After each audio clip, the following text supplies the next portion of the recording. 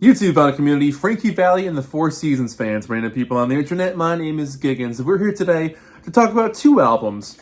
Frankie Valli and the Four Seasons, Gold Vault of Hits, and then Second Vault of Golden Hits, which is, you think they would just use the same name twice, but they didn't. The reason why I'm talking about both these albums in the same review is because, one, I feel like it, and it's my channel, but two, I find these greatest hits albums fascinating. As you know from watching my channel over the years, you know that I love greatest hits albums. I love seeing the track selected, the chart placement of those singles on their own when they were just in the charts on their own, and the second life they get on the greatest hits album. It's really cool to see how these things are constructed. A little bit of background history with Frankie Valli and the Four Seasons. They were one of the biggest selling bands of the 60s, and these albums came out when they switched over to Philips Mercury. They were with VJ Records before then, and they had a greatest hits album with VJ, but those albums basically kind of just petered out after VJ went bankrupt and the Four Seasons dipped out and went to Philips and had a humongous career with them too. They never had like a falter by switching labels. They just elevated actually. So these albums were the first ones that come out with Philips as their main label, putting out a greatest hits record. So a lot of these had been released on a greatest hits already, but not under the Philips name. So what I find fascinating about this as well is this first one hit number 10 on the charts, but in my opinion features less greatest hits than the second one, which hit number 22 on the charts, which has way more greatest hits if you ask me. So basically, if you have these two albums in 1967, you had like all their big hits at that point. The Four Seasons, and in particular Bob Gaudio and Bob Crew, in my opinion, are extremely underrated. I feel like a lot of people kind of look over them when they look over the 60s. They had so many big hits, and the songwriting team involved in this band and the talent behind it to make these songs come to life really is something special. And, it's really cool that we have movies now like Jersey Boys, and Frankie Valli's still out touring at 88 years old. It's just a testament to how good this music is and how people still want to hear it. There's videos of Frankie Valli playing live, I think in 2022, to these massive sold-out stadiums. Like, people are still really hungry for the Four Seasons because they make great songs. It's songs that anyone could relate to at any point in time, doesn't matter when they came out. So that's really cool about these things as well. Now, both these albums came out within a year of each other, November of 65 and November of 66. And they go on to have some more hits after that throughout the 60s, and of course some really big hits in the 70s. But this kind of wraps up their 60s material. I'm not going to talk about every song on these albums because we know almost all of them. But there are a couple of curiosities on here. Both of these albums have this formula of putting their biggest hits right off the bat, and by the time you get to the end of the album, a couple of B-sides or lower charting singles. And both albums follow that format, which I find fascinating. So I wanted to talk about some of these songs that don't get enough time in the spotlight. So off the first greatest hits, we're going to look at Big Man in Town, a number 20 hit in 1964. A really fascinating little song. I like how it takes its time. It allows itself to breathe. Has a pretty joyous chorus, a rarely heard harmonica. You never hear those on Frankie Valli songs. And I love that I'm Gonna Make It ending. It's emotional, but it's persevering, it's dramatic, it's also a little bit endearing and sweet. It's definitely got the elements to be a single, not necessarily a big hit single, but top 20.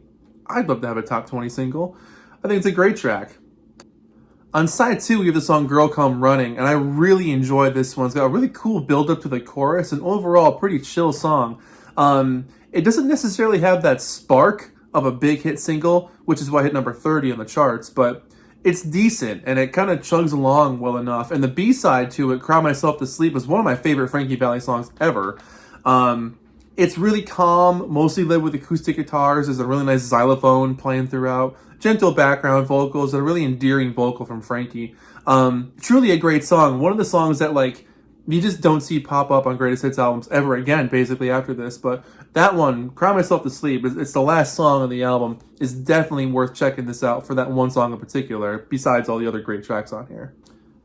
On the second Golden Vault of Hits, we have the song Peanuts. And a very interesting choice to throw on here. Peanuts was a number 108 on the Billboard Top 100, so it didn't do too well. It was also re-released by The Wonder Who, which was also Frankie Valli and the Four Seasons doing Dylan songs. But yeah, I'm not sure why Peanuts was included on here. It's kind of cartoony, but it's also, I don't know, that really hiccupy vocal is interesting, but it just sounds a little cartoony and cheesy. It's catchy, and it features some of Frankie's highest falsetto I've ever heard, but it's not bad. The track Alone on side 1, this is a number 28 hit in 1964. Not bad. You know, it's up-tempo. It's got a really rockin' lead vocal from Frankie. Really quick, upbeat background vocals from the guys. It bounces along really well. But again, not something you really think of when you think of Frankie Valli and the Four Seasons. The last two songs I want to talk about are back in the first one. Toy Soldier and Betrayed. Toy Soldier was a number 64 hit, peaking single. It sounds a little bit like Dawn here and there. It's got sort of the same construction.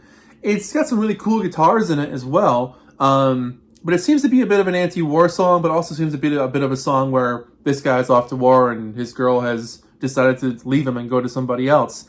It did not chart well, but it's kind of interesting. It just doesn't have that spark. I almost wonder why it was chosen as a single. It doesn't really make sense to me, whereas the B-side, Betrayed, that's a much better song.